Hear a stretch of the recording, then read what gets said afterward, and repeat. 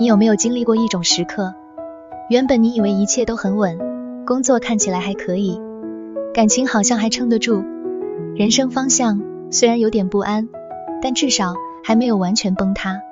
可是突然有一天，一句话，一件事，一个真相，一场意外，把你原本相信的世界整个打碎。你以为可以继续假装没事，结果现实直接把你叫醒。这就是韦特塔罗牌里最震撼的一张牌，塔。很多人看到塔这张牌，第一反应就是害怕，因为它看起来太激烈了。一座高塔被闪电击中，塔顶的皇冠被打飞，火焰从窗户窜出，两个人从高处坠落，天空一片黑暗，整张牌充满失控、崩塌、惊吓与不可挽回的感觉。但塔真正要说的不只是灾难，而是假的东西撑不住了。这张牌的核心不是命运故意毁灭你，而是生命不再允许你继续住在一座建立在错误基础上的高塔里。我们先看牌面，这座塔很高，建在山顶上，看起来远离地面，也远离现实。它象征人建立起来的安全感、身份、地位、关系、信念、骄傲与自我保护。人常常以为只要把自己关在高塔里，就可以避开混乱，避开痛苦，避开真相。可是塔越高，越容易忘记地基稳不稳。有些人的高塔是一份看似体面的工作，但内心早就没有热情。有些人的高塔是一段外人羡慕的感情，但里面早已没有信任。有些人的高塔是长久以来的自我形象，总是告诉自己我不能失败，我不能示弱，我不能承认自己选错了路。于是人一直撑，一直忍，一直假装，直到闪电来了。牌中的闪电不是普通的意外，它像是从天而降的真相。它代表突如其来的觉醒，也代表宇宙、命运、现实用一种非常直接的方式打破你的幻觉。你不愿意自己清醒，事情就会逼你清醒。你不愿意自己离开错误的位置，变化就会把你推出去。所以塔这张牌最痛的地方不是失去，而是你终于看见，原来以前相信的东西并没有你想象中那么牢固。塔顶的皇冠被闪电击落，这是一个非常重要的象征。皇冠代表权力、控制、面子、骄傲，也代表我以为我可以掌控一切的幻觉。人最容易被摧毁的往往不是外在的东西，而是那个坚持不肯低头的自我。很多时候我们不是不知道一段关系有问题，不是不知道一个选择已经偏离自己，也不是不知道身体、情绪、财务、人生方向正在出现警讯，只是我们不想面对。因为一旦承认问题存在，就代表过去的努力可能要被重新检视，代表自己可能要放下面子，代表必须重新开始。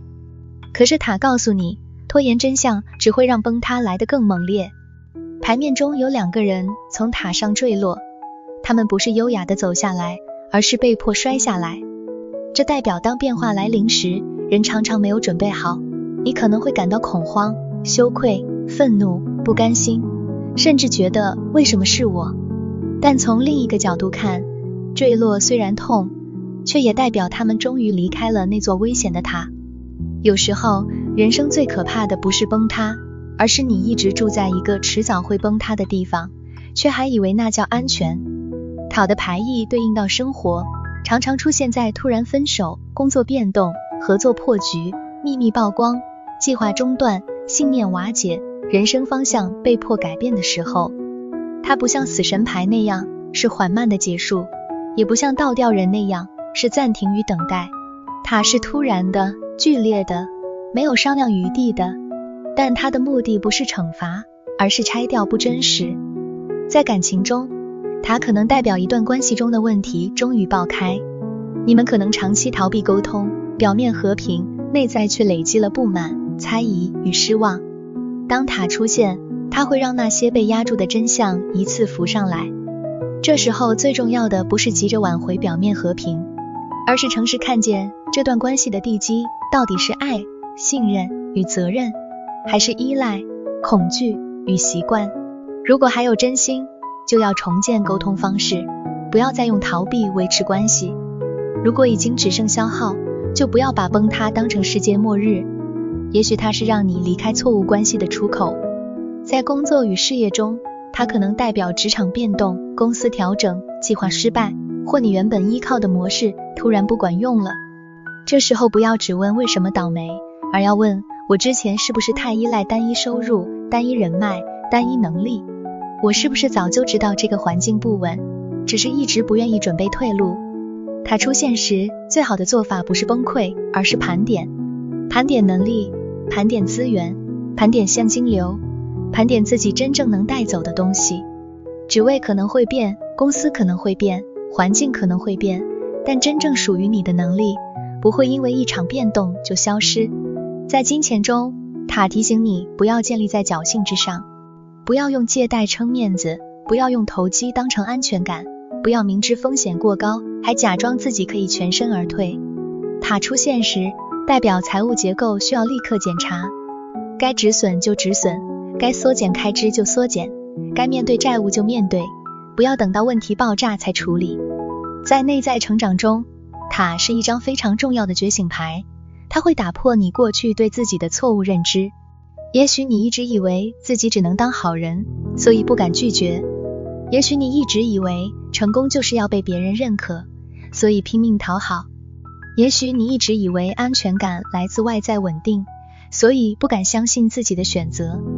塔会问你，如果这些身份、关系、头衔、掌声都暂时消失，你还知道自己是谁吗？